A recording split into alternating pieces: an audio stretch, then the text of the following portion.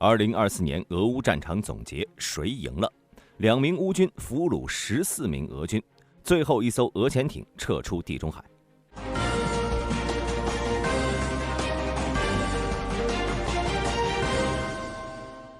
1月4号，乌克兰媒体军事发表了2024年俄乌战争报告，通过大量数据解释了俄乌战况。今天大兵就带大家一起看看这份报告。2024年，乌克兰国防部队在与俄军的持续对抗中面临了不少挑战。俄军通过集中兵力并进行战术调整，导致部分地区的局势发生了变化。根据 Deep State 服务的数据显示，乌克兰国防部队在24年失去了大约3600平方公里的领土。作为对比，2023年俄罗斯仅仅占领了约540平方公里的领土。乌军失去的绝大多数土地都集中在顿涅茨克地区，这主要是由于去年2月阿夫迪夫卡的失利所导致的一连串连锁反应。24年下半年，俄军的进攻节奏有所加快，从6月到12月，俄军的进攻面积逐月增加，尤其在10月、11月和12月，部分地区的推进速度加快。尽管如此，乌克兰国防部队在其他战线保持了相对稳定的防线。自从2022年秋季解放了赫尔松右岸后，由于大规模水域屏障的存在，战斗本应逐渐减少。然而，俄军继续利用地理优势，对该地区实施炮火轰炸和其他手段，对当地民众造成了一定影响。2024年，乌克兰国防部进行了反攻，试图从第聂伯河左岸的多个定居点重新夺回部分失地，尤其在克林基村附近。尽管乌克兰军队付出了努力，但俄军成功巩固了在该地区的控制，并占领了第聂伯河床上的部分岛屿。在扎波罗热地区，俄军的进攻活动相对较为平稳，部分原因呢是扎波罗热地区的战斗部队被调往了赫尔松地区参与防御战斗。此外，秋季初期，俄军的部分部队被重新部署到了俄罗斯的库尔斯克地区。根据现有数据，乌克兰国防部队失去了部分领土，但在其他区域保持了稳定。顿涅茨克地区在2024年成为俄军的主要进攻方向，俄军主要集中在2个区域展开了较为强势的进攻，特别是在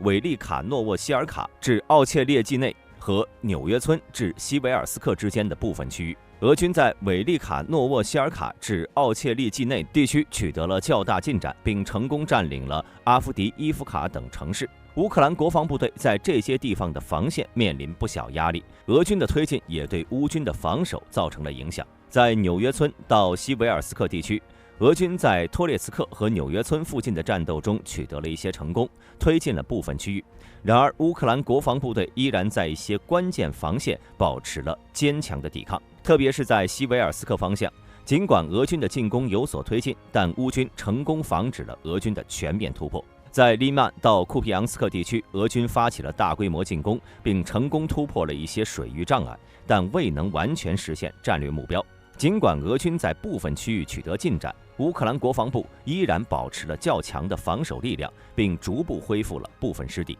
在哈尔科夫地区，俄军在2024年初取得一定成果，占领了211平方公里的领土。然而，随着乌克兰国防部队的坚决防守，俄军未能实现进一步推进，并未实现接近哈尔科夫市的目标。整体而言，俄军的进攻没能达到预期的战略效果。与此同时，乌克兰国防部队在库尔斯克地区成功发动反攻，解放了1100平方公里的领土。尽管俄军随后进行了反击并加强了防御，但乌军依然保持了对该地区的有效控制。军事杂志认为，预计2025年，俄军会继续在顿涅茨克地区推进，并努力向库拉霍韦、托列茨克和查西夫亚尔等地推进。与此同时，俄军可能会加大对乌克兰国防部队在奥斯基尔河左岸防线的压力，并可能在赫尔松或其他地区发起新的进攻，以消耗乌军的有限资源。总体来看，整个2024年，由于阿夫迪夫卡的失利，乌克兰及时转变战略思路，放弃和俄罗斯死磕的战壕战模式，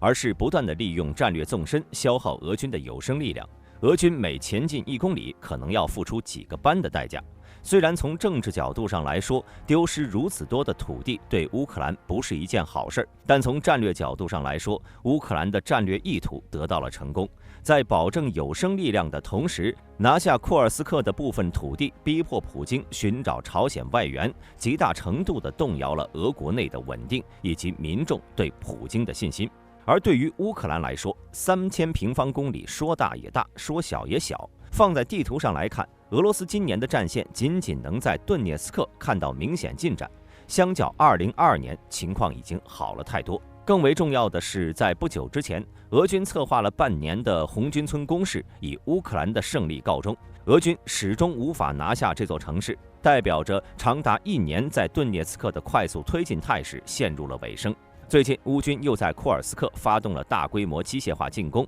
大兵相信2025年事情会发生变化。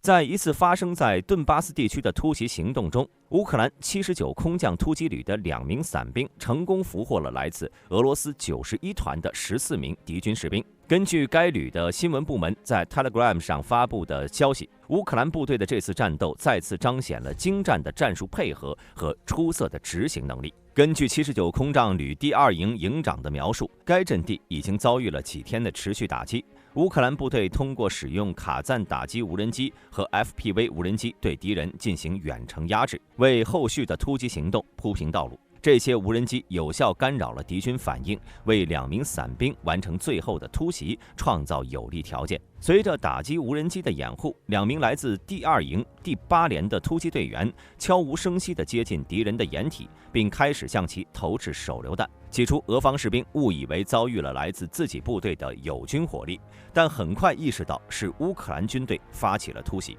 面对这一突发情况，俄军决定毫不抵抗地投降。当所有敌军士兵从掩体中走出来时，乌克兰军队发现共有14名敌方人员。经过进一步确认和盘查，这些敌人来自俄罗斯91团，他们已经晕头转向，以为乌军来了很多人，没想到对方只有2个人。这段故事呢，全程被无人机拍下。战斗结束后，第2营营长和指挥官一致认为这2名突击队员的表现值得表彰，因此推荐他们获得国家荣誉奖章。大兵认为，由于在无人机方面，俄罗斯被乌克兰全面压制，因此无人机的嗡嗡声已经成为俄军心中最害怕的声音。先前这批俄军经过 FPV 的轰炸，已经被吓破了胆。之后又被投掷了手榴弹，作战意志已经完全被击碎，所以才会出现14名俄军向2名乌军投降的奇景。当然，他们可能不是在向2名乌军士兵投降，而是乌军士兵身后无数架的无人机投降。俄罗斯海军在1月2号从地中海撤回了最后一艘潜艇新罗西斯克号，标志着其在该地区海军行动的重大变化。据葡萄牙海军确认，这艘潜艇在夜间通过直布罗陀海峡时完成了撤离。据报道，曾是俄罗斯唯一海军基地的叙利亚塔尔图斯港，现在已经没有其他俄罗斯军舰或者潜艇停驻了。塔尔图斯港从2013年起就一直是俄罗斯在中东地区军事和政治战略的核心。然而，随着阿萨德领导的叙利亚政府在2024年底的垮台，俄罗斯在该地区的军事存在面临重大调整。撤离行动显示，俄罗斯正在重新评估其在中东的立场，特别是从该地区撤回了包括潜艇在内的海军力量。缺乏像塔尔图斯这样的永久性海军基地，使得俄罗斯的海军力量在后勤补给和维修方面面临重大挑战，因为常规潜艇通常依赖港口进行补给和维护。尽管有关于替代部署的猜测，但由于技术问题和相关延迟，其他改进型基洛级潜艇尚未能部署到该地区。分析人士指出，俄罗斯海军的能力在当前形势下已经捉襟见肘，而且乌克兰冲突所带来的经济压力可能进一步限制其在地中海持续进行潜艇作战的能力。随着俄罗斯在该地区的海军舰艇和潜艇数量减少，其在中东和非洲的影响力可能会有所减弱。与此同时，俄罗斯在叙利亚的赫梅米姆空军基地和其他地区的军事行动也有所缩减。卫星图像显示，俄罗斯正在进行后勤调度，回撤部分军事装备和人员。俄罗斯对塔尔图斯的控制力下降，促使有关替代基地的讨论升温，其中包括与利比亚东部哈夫塔尔将军领导的部队达成协议的可能性。然而，利比亚的政治动荡使得这一计划充满不确定性。根据乌克兰国防情报部门的消息，俄罗斯计划通过斯巴达和斯达巴达2货船将军事装备从叙利亚转运到利比亚。驻扎在塔尔图斯的俄罗斯军舰将协助出口军事物资和武器，而且将有俄罗斯国防部支持的非洲军团雇佣兵参与其中。本期视频到此结束，欢迎各位在评论区留言。我是大兵，我们下期再见。